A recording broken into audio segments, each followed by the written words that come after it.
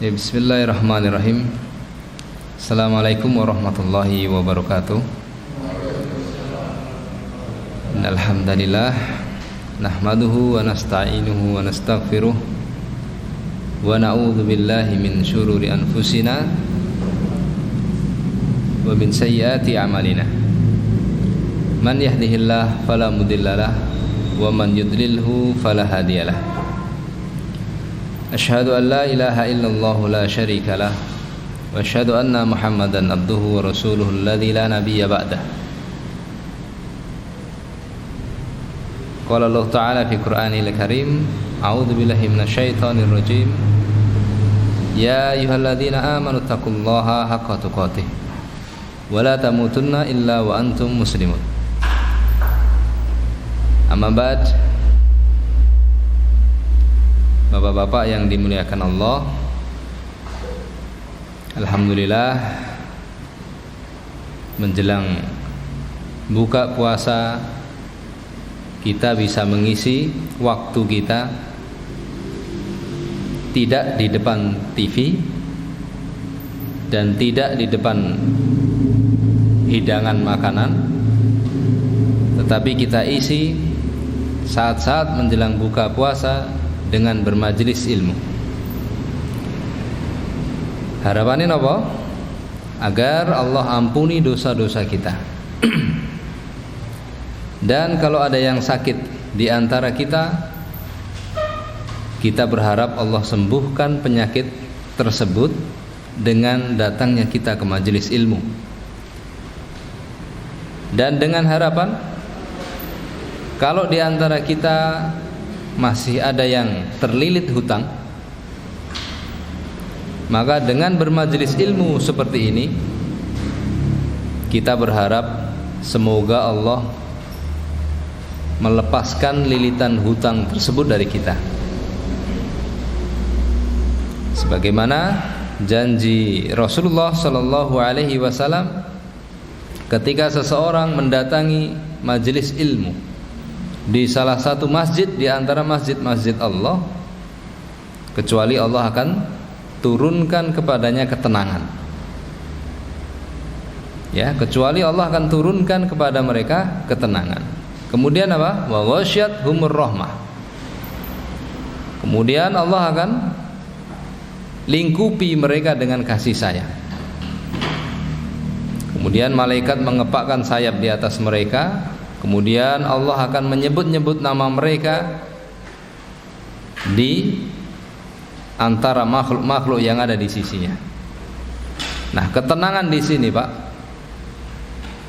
kita sering ya mendengar hadis ini. Ketenangan yang dimaksud adalah ketika kita sakit, kemudian Allah sembuhkan, maka hati kita tenang. Ketika perekonomian kita jatuh, hati kita gundah, maka ketika kita kembali bangkit perekonomian kita, hati kita tenang. Nah, ketenangan ini yang dimaksud oleh Rasulullah sallallahu alaihi wasallam adalah seperti itu, Pak. Ketika sakit kita enggak kunjung sembuh, datangi majelis ilmu. Ketika hutang kita enggak kunjung bisa terlunaskan, datangi majelis ilmu. Ya. Kemudian ketika perekonomian kita jatuh, datangi majelis ilmu.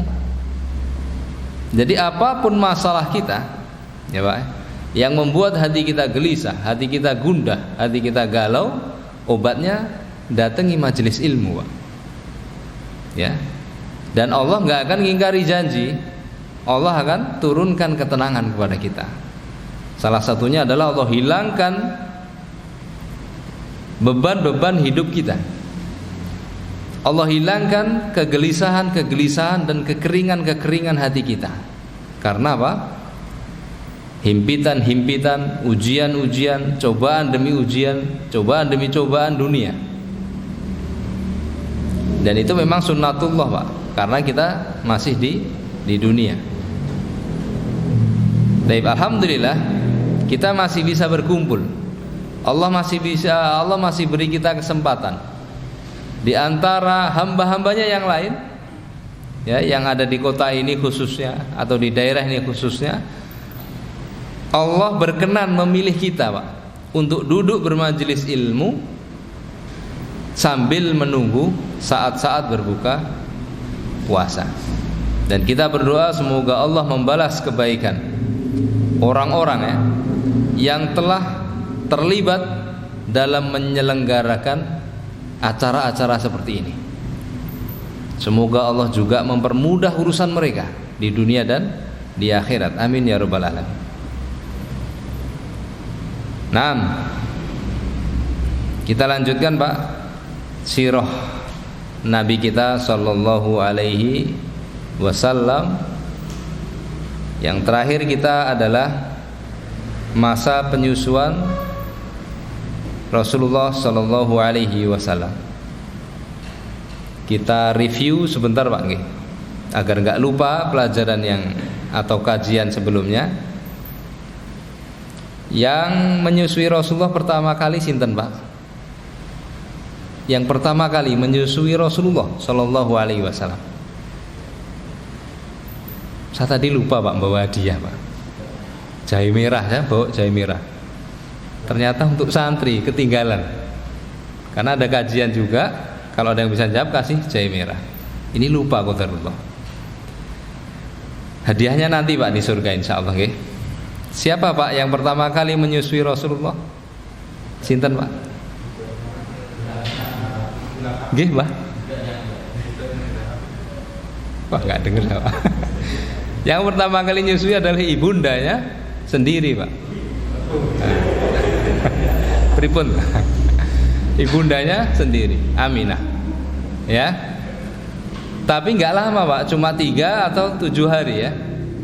Bid'ah ayam, maksudnya antara 3 sampai 7 hari. Setelah itu berhenti, nggak bisa lagi. Barulah yang kedua, sinten kemarin? Abu Lahab, masya Allah. Oh, budaknya, nggih. Saya dengarnya Abu Lahabnya, Pak. Suwaibah al-Aslamiyah, yakni budaknya Abu Lahab. Dalam sebuah riwayat itu budak udah dibebaskan, Pak, ya. Dalam sebuah riwayat, kalau nggak salah di Sirah Ibnu Hisham, budak ini sudah dibebaskan sama Abu Lahab. Tapi dalam pendapat yang lain belum, masih dalam naungannya Abu Lahab. Kemudian yang ketiga, yang terkenal ini yang kita sudah hafal di luar kepala, yaitu Halimah As-Sa'diyah, gitu. Akhirnya Halimatus Sa'diyah mengembalikan Rasulullah sallallahu alaihi wasallam ke ibundanya setelah kejadian apa? Syakkus Sodri, pembelahan dada. Salah. Nah, Syakkus Sodri di sini atau pembelahan dada ini terjadi ketika Rasulullah berumur 4 tahun atau lebih, ya, 4 sampai 5 tahun. Ketika beliau menggembalakan domba bersama saudara angkatnya beliau sepersusuan. Nah, peristiwa Syakkus Sodri, peristiwa pembelahan dada ini hadisnya sahih, Pak, diriwayatkan oleh Muslim. Hadisnya sahih. Jadi benar-benar Rasulullah itu dibelah dadanya. Jadi berapa kali, Pak, Rasulullah dibelah dadanya? 2 kali. Masya Allah, 2 kali, Pak. Yang pertama ketika 4 tahun, yang kedua ketika Isra Mi'raj. Ketika Isra Mi'raj. Tapi, nah, banyak orang-orang yang menyangkal terjadinya pembelahan dada. Ya, akhirnya mereka memunculkan syubhat. Yang kalau kita mendengar atau mengetahui syubhat ini dilontarkan, kita harus yakin kalau apa? Pembelahan dada Rasulullah itu benar-benar terjadi. Ada yang mengatakan kalau pembelahan dada yang dimaksud itu secara maknawiyah, bukan fakta. Maksudnya bukan sesungguhnya, bukan hakiki, tapi apa? Maknawi. Sebagaimana Allah mengatakan alam nashrah laka sodrok. Ya, tidakkah aku telah melapangkan dadamu? Nah, yang dimaksud membelah dada Rasulullah, kata mereka adalah melapangkan dada, bukan membelah secara hakiki. Di blekrek Pak, boten. Kata mereka ya, kata mereka. Nggak mungkin katanya. Itu maknawi, bukan hakiki. Ini dibantah dengan apa? Perkataan Rasulullah sendiri bahwa beliau ditelentangkan, ya. Beliau ditelentangkan, kemudian perut beliau dibelah sama Jibril, kemudian diambil lalu dicuci. Waktu itu Jibril membawa apa? Baskom yang terbuat dari emas. Rasulullah melihat, ya. Rasulullah melihat baskom yang terbuat dari emas, lalu isinya es. Ya, isinya es. Gitu Pak. Kemudian dicuci. Nah, itu yang pertama. Yang kedua, mereka mengatakan kalau pembelahan dadanya Rasulullah Shallallahu Alaihi Wasallam itu nggak bisa diterima. Kenapa? Karena pengkabarannya itu dari Muhammad yang masih umur 2 tahun, kata mereka. Ini pengabarannya dari seorang anak kecil. Kenapa? Karena waktu itu mereka mengatakan Rasulullah mengabarkan pembelahan dada itu beliau masih belia, ya, masih kecil. Mereka mengatakan umurnya 2 tahun ketika dibelah dadanya. Bagaimana mungkin kita menerima, kata mereka, Pak nggih, ini subhatnya. Bagaimana mungkin bisa diterima kabar dari seorang anak umur 2 tahun? Nah, akhirnya dibantah oleh tarikh ahli sejarah bahwasanya Rasulullah Shallallahu Alaihi Wasallam ketika dibelah dadanya itu berumur antara 4 sampai 5 tahun. Dan ini sudah dalam masa tamyiz, bisa membedakan. Nah, jangankan peristiwa pembelahan dada, kita saja ketika masih berumur 5 tahun, masih TK Pak nggih, ada di antara kita yang masih ingat yang terjadi ketika kita masih TK. Hal-hal yang sepele, ya, hal-hal yang sepele kita masih ingat. Nah, kalau hal sepele saja yang kita ingat ketika kita umur 5 tahun dulu Pak nggih, apalagi Rasulullah, kejadian luar biasa pembelahan dada. Gitu. Jadi akhirnya terbantah Pak. Perkataan itu, pendapat subhat-subhat itu akhirnya terbantah. Jadi nggak betul. Maksudnya pembelahan dadanya Rasulullah, intinya pembelahan dadanya Rasulullah itu hakiki, ya, dibelah, ya, dibelah, bukan maknawi. Baik. Ketika beliau umur 4 tahun terjadi pembelahan dada, akhirnya dikabarkan oleh saudara angkatnya ke Halimah kejadian itu. Akhirnya Halimah merasa takut, kemudian dikembalikan ke ibundanya ketika umur 4 tahun.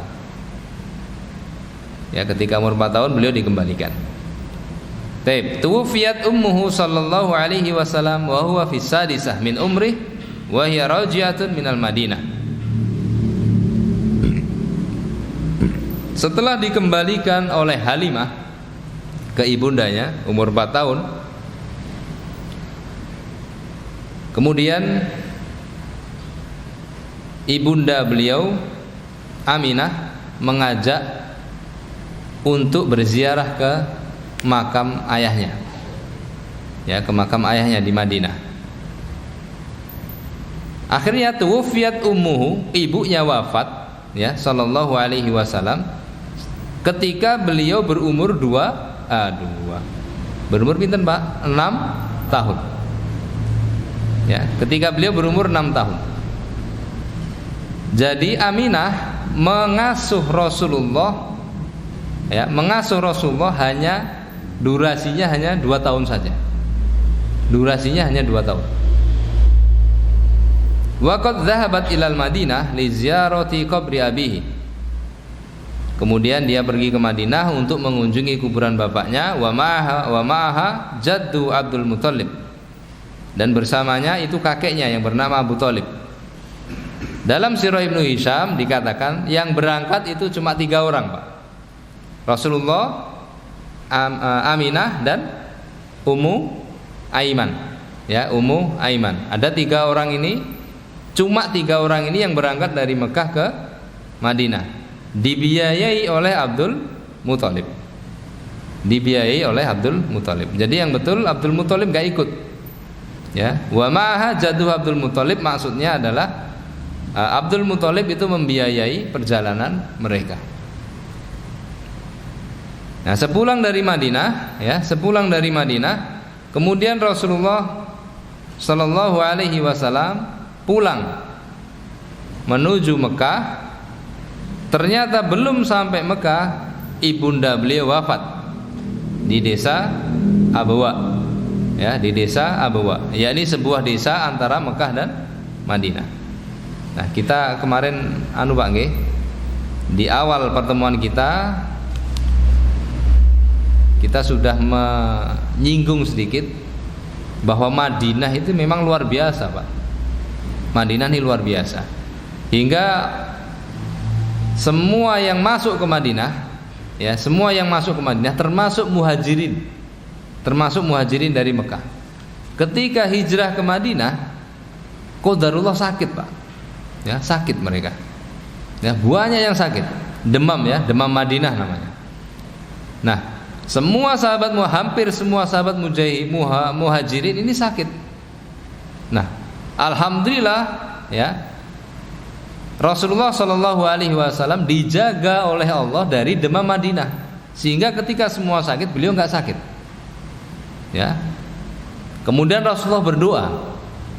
Ya, ya Allah, jadikanlah hati kami ini mencintai Madinah sebagaimana kami mencintai Mekah, atau lebih dari itu. Ya, atau lebih dari itu. Dan angkatlah wabah penyakit, atau angkatlah penyakit dari Madinah ke suatu lembah di Mekah, Pak. Jadi ada sebuah lembah di Mekah. Rasulullah minta penyakit ini dipindah ke lembah tersebut. Nah, setelah itu wabah penyakit yang ada di Madinah ini hilang. Ya, wabah penyakit yang ada di Madinah ini hilang sampai saat ini. Ya, sampai saat ini Allah berikan kesehatan, Allah berikan kebahagiaan orang-orang yang ada di Madinah. Nah, ini terjadi ketika Aminah masuk ke Madinah, Abdullah masuk ke Madinah lalu meninggal di dekat situ, karena setelah masuk Madinah, ya, meninggal. Ini jelas, ya, sebelum Rasulullah berdoa.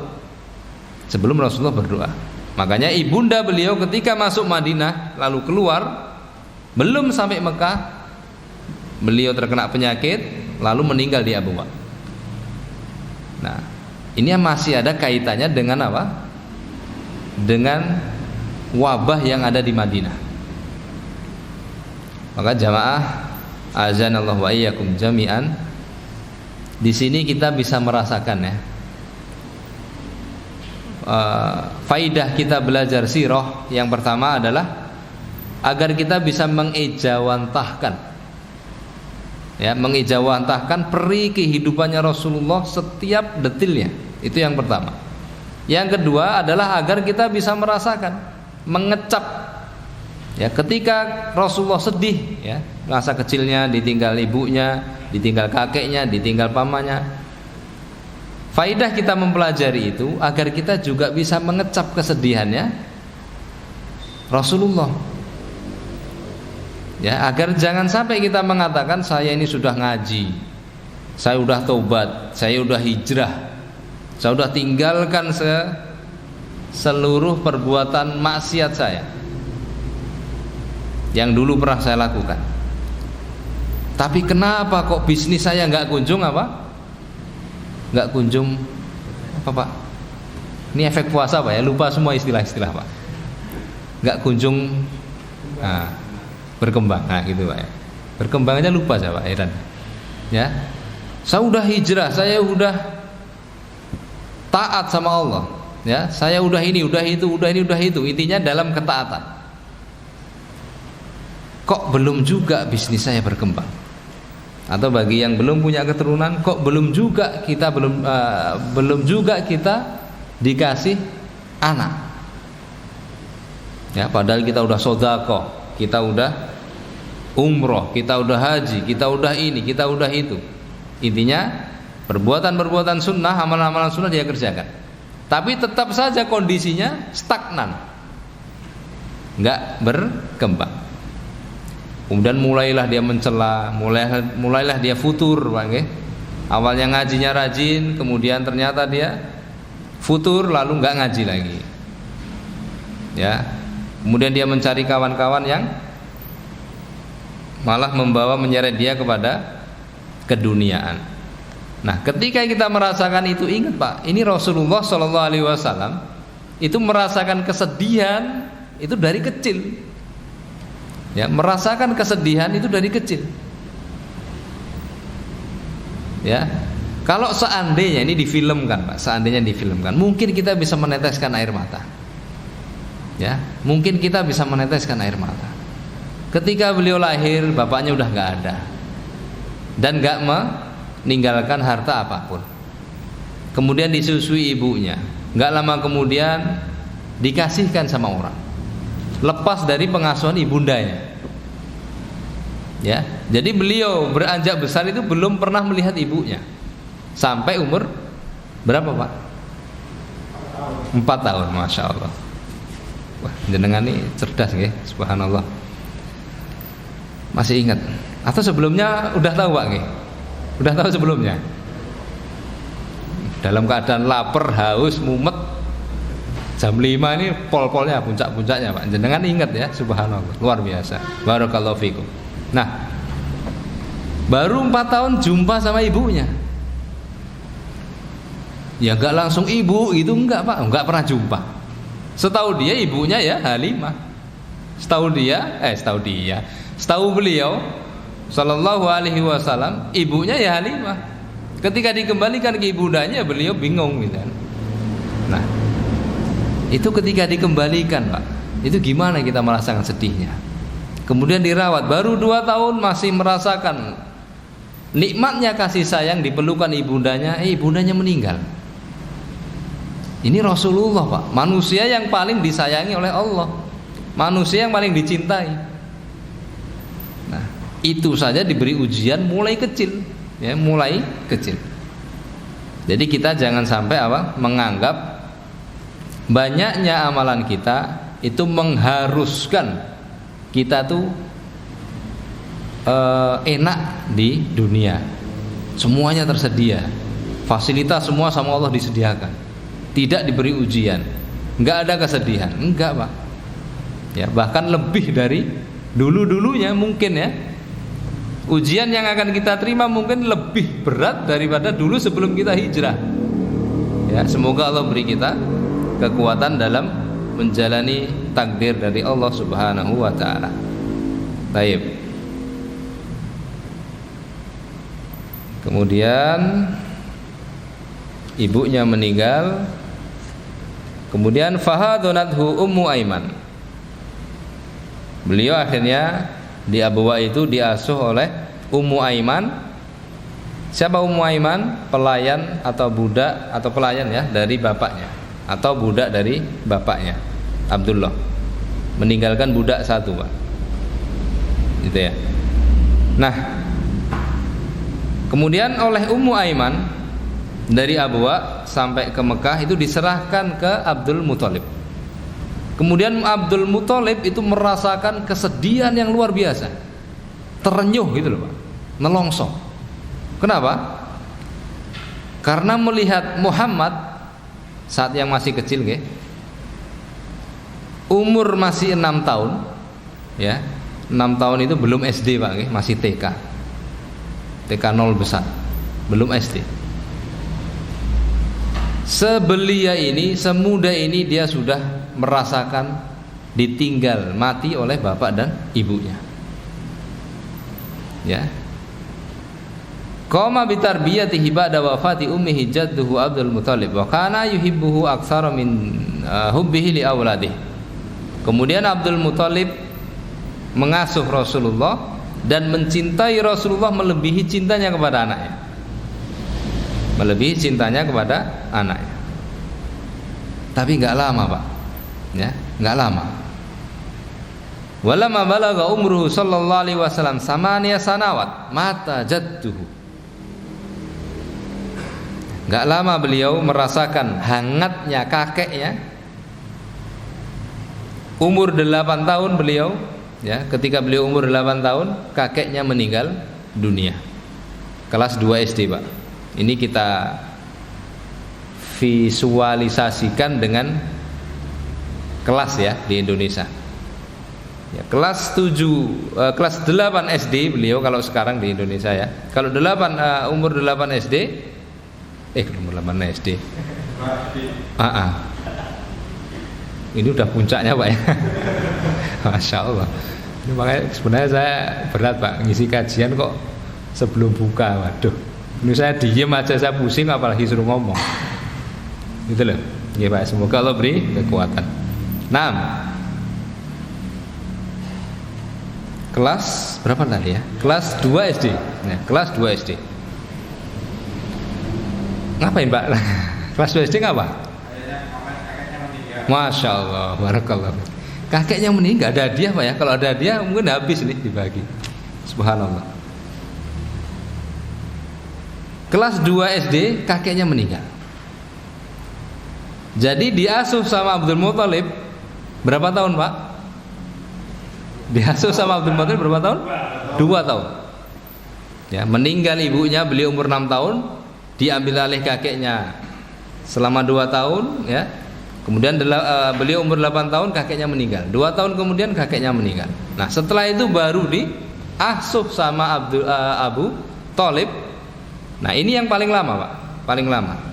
Sampai beliau berumur 40 tahun. Karena Abu Thalib ini meninggal dunia saat Rasulullah Shallallahu alaihi wasallam itu diangkat menjadi nabi. Diangkat menjadi nabi. 40 tahun. Jadi 38 tahun bersama Abu Thalib.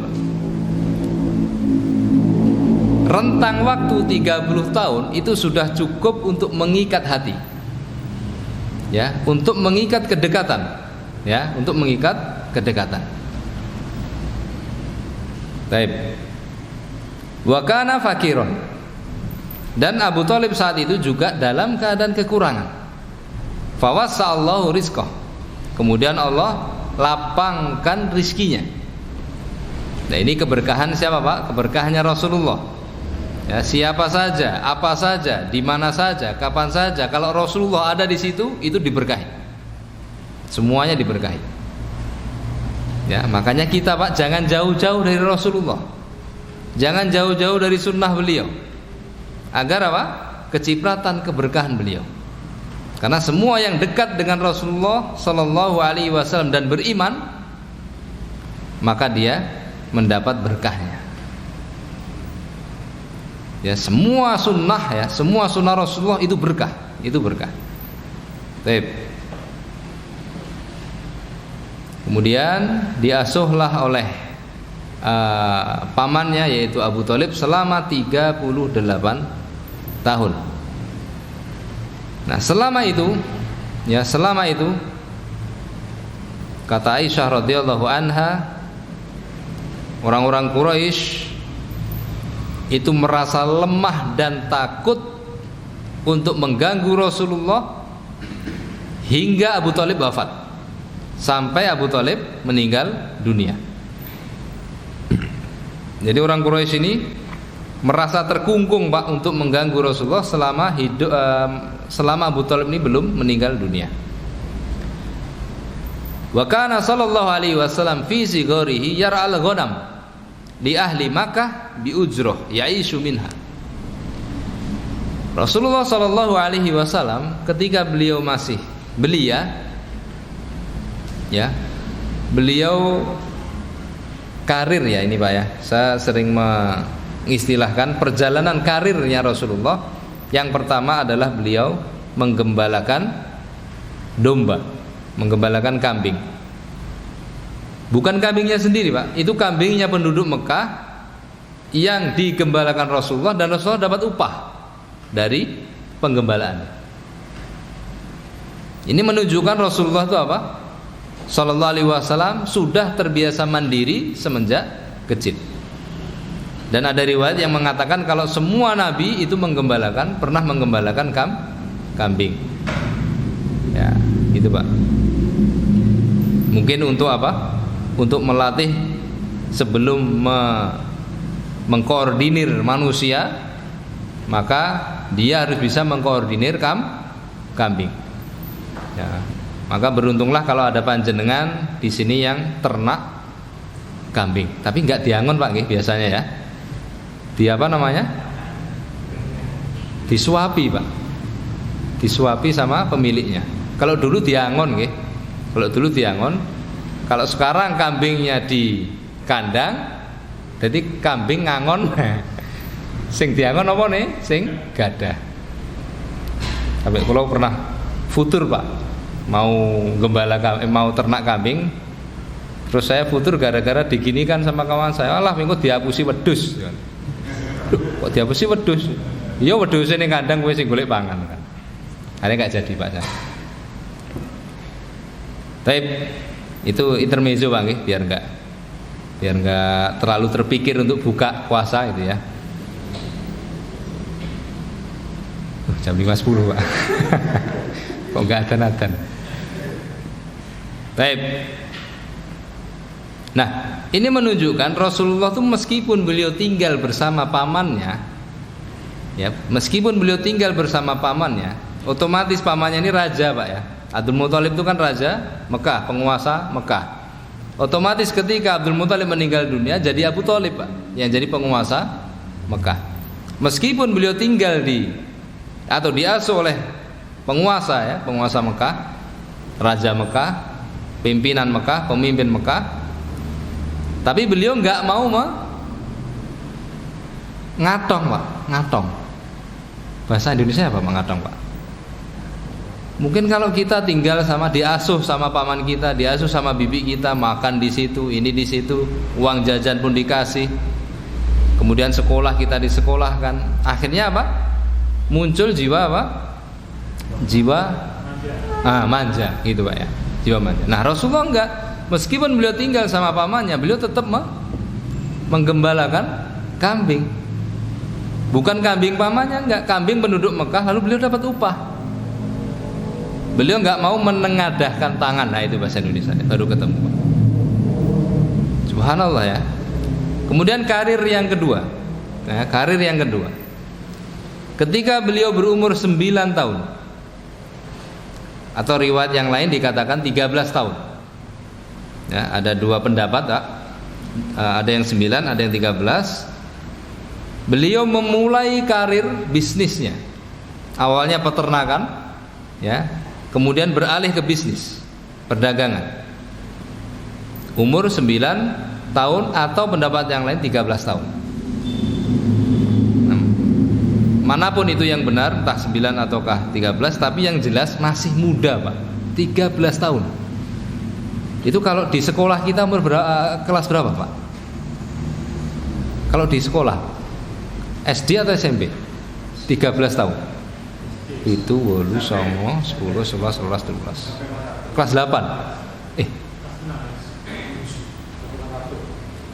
Nggih, jenengan anu iki ya Mbak nggih.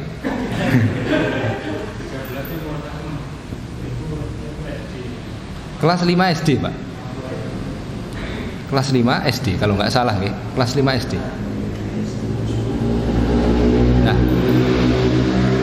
jiwa bisnis beliau tuh ditempa di umur kelas 5 SD. 5 SD Pak sudah diajari bisnis. Atau riwayat yang lain 9 tahun. Jadi kelas 3 SD. Itu baru songo. Nah, kelas 9 SD. Kelas 9 SD ya Allah. Afwan Pak ya. Masya Allah. Ini efek puasa. Afwan. Bismillah, kita lanjutkan. 9 tahun beliau mulai, atau 13 tahun beliau mulai, ya, mulai karir bisnisnya, berdagang. Kemana Pak? Ke Syam. Ini perjalanan beliau pertama ke Syam, ekspedisi pertama beliau ke Syam bersama pamannya Abu Thalib. Kemudian mereka sampai di desa Busro, ya.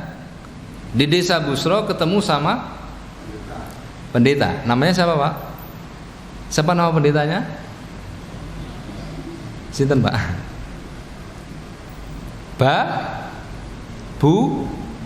Ban apa Bu, Pak?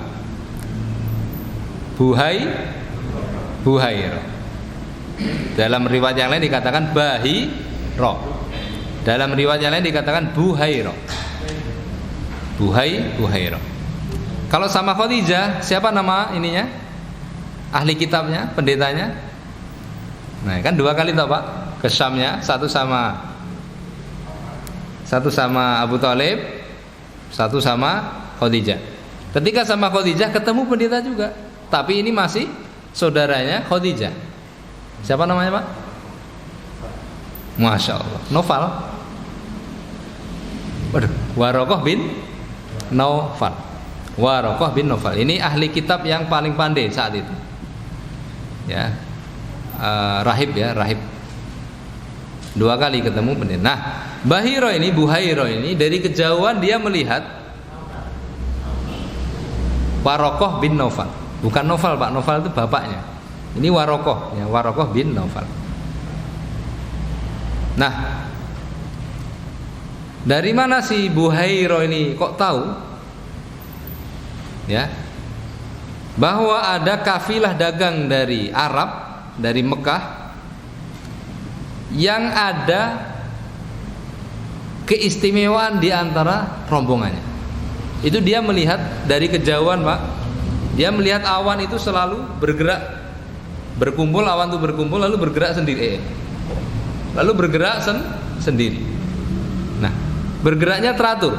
Nah, ini Bahiro mengatakan, ini enggak biasanya awan seperti ini. Terus dia melihat dari kejauhan pohon-pohon itu mulai ngelendong gitu loh, Pak, ngelendong. Habis itu balik lagi, ngelendong lagi, habis itu balik lagi. Nah, ini pasti ada sesuatu yang istimewa. Kemudian dia tahu ada kafilah dari Arab. Nah, dia tahunya itu dari kitabnya, Pak. Dari kitab sucinya, ya, Injil atau Taurat. Itu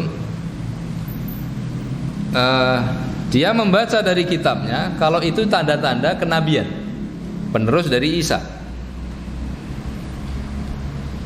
Fa akhbara ammahu bi annahu sayakuna akhirul anbiya. Akhirnya intinya Bahiro ini mengundang makan seluruh kafilah dagang dari Mekah, pimpinan Abu Thalib itu diundang makan di tempat ibadahnya. Kemudian ditanya, sepertinya ada yang kalian tinggal, sepertinya ada rombongan kalian yang enggak kalian ajak makan di sini. Lalu Abu Thalib mengatakan, iya, tapi cuma anak kecil katanya. Dia cuma anak kecil, makanya kami tinggal untuk jaga-jaga dagangan. Apa kata Buhairo? Enggak, semua rombongan kalian bawa kemari. Enggak ada satupun, enggak boleh ada satupun yang tertinggal. Ya, kemudian dibawa, Pak nggih. Ini di Sirah Ibnu Hisham diceritakan yang intinya ketika selesai makan, Buhairo atau Bahiro ini memanggil Abu Thalib. Kemudian disuruh memanggil Muhammad sallallahu alaihi wasallam. Ketika Nabi Muhammad masuk ke ruangannya, Buhairo ini sudah melihat apa? Tanda-tanda kenabian dari ketenangan wajahnya, cahayanya dan sebagainya. Kemudian dibukalah sama Buhairo, disingkap bajunya Rasulullah. Kemudian dilihat ada stempel, Pak, ya, di sini kayak toh gitu, hitam. Dan Buhairo mengatakan setiap nabi atau rasul yang diutus itu ada stempel ini. Kemudian dikabarkan kepada Abu Thalib, kalau ini nanti anak kecil ini nanti akan menjadi nabi yang terakhir, penggantinya Isa. Wa talaba minhu an yarji'a bihi khaufan alaihi min aduwin yataraqqabu. Kemudian Buhairo meminta kepada Abu Thalib jangan meneruskan perjalanan ke Syam. Ya, jangan meneruskan perjalanan tapi pulang ke Mekah karena takut kalau musuh-musuhnya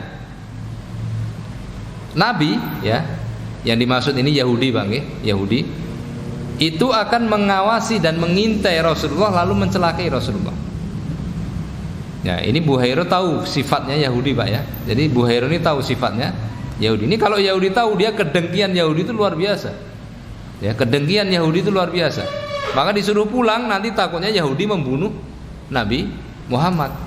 Karena kebiasaan mereka, yakni Yahudi ya, Bani Israel itu membunuh para nabi. Ya. Membunuh para nabi. Takutnya Rasulullah nanti dianiaya atau diintimidasi oleh Yahudi. Lalu disuruh pulang. Lalu Abu Thalib menyuruh salah seorang atau beberapa anak buahnya untuk membawa pulang Rasulullah, lalu Abu Thalib meneruskan ke Syam. Nah, itu ceritanya Pak. Itu perdagangan atau perjalanan bisnisnya Rasulullah Shallallahu Alaihi Wasallam. Nah, kemudian Buhairah, intinya beliau atau Buhairah ini yakin atau beriman kepada Rasulullah bahwa Rasulullah atau Muhammad itu penerus para nabi ya, penerus para nabi, dan dia akan menjadi nabi terakhir. Ya, ini karena Buhairah melihat di kitabnya. Ya, ini melihat di kitabnya. Jadi di zaman itu masih ada orang-orang yang mengikuti milahnya Ibrahim atau mengikuti ajarannya Nabi Isa dengan murni di saat itu. Taib. Kita lanjutkan apa enggak gini? Ini udah ganti bab ya Pak. Sampai jam berapa Mas? 20. Anggap aja 20 nggih. Nggih. Taib.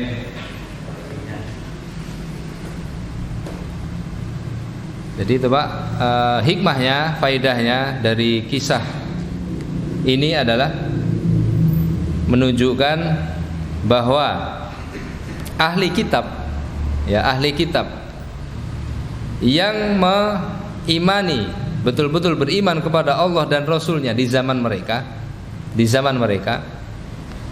maka mereka pasti akan mengenali Rasulullah Sallallahu Alaihi Wasallam dari apa? Pengkabaran di kitab-kitab mereka.